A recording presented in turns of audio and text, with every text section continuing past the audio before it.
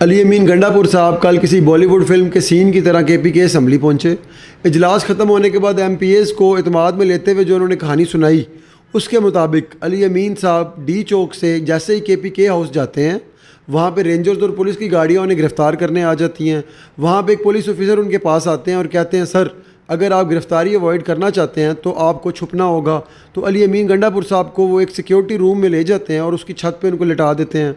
अली अमीन गंडापुर साहब शाम तक वहाँ पे छुपे रहते हैं। 3 से 4 घंटे बाद वो पुलिस ऑफिसर वापस आते हैं और बताते हैं, अली अमीन साहब आपको अपनी लोकेशन चेंज करनी होगी क्योंकि ग्रैंड सर्च ऑपरेशन शुरू होने जा रहा है।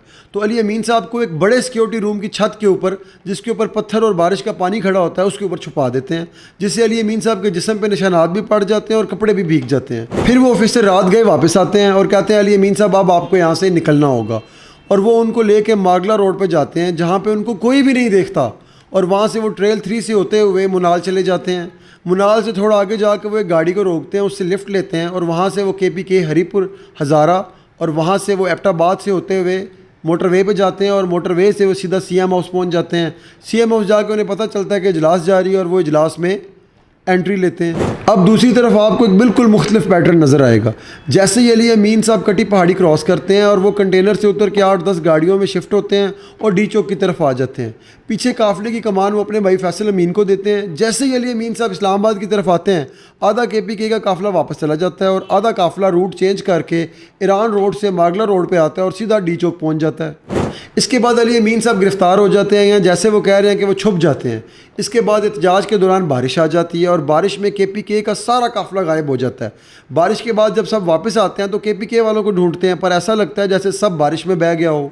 और अगले दिन लाइव सेशन में वो नमूदार होकर सारा इल्ज़ाम IG पे लगा देते हैं। सर उन्हीं TV चैनल्स पे जहाँ पे PTI को बैन किया गया, 2-3 दिन से उनको इंतशारी के आके बुला रहे हैं, उस पे अली अमीन गंडापुर साहब की स्पीच को लाइव दिखाया जाता है और जैसे ही उनकी स्पीच ख़त्म होती है, अताद आरड़ साहब का प्री रिकॉर्डेड बयान चला दिया जाता है। सर आपको समझ आ रहा है ये सारा पैटर्न? अली अमीन साहब आप 12 अजला क्रॉस करके KPK चले गए हैं, आप 4 सड़कें क्रॉस करके D चौक नहीं आ सकते थे?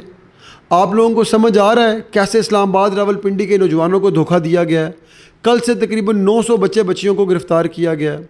सर PTI को अब मुनज़्ज़म होना होगा, इनके पास गलतियों की गुंजाइश नहीं है। अवाम तो पहले ही डरी हुई है, अगर PTI का वर्कर भी डर गया तो खान साहब को सारी ज़िंदगी जेल की रोटियां तोड़नी पड़ेंगी।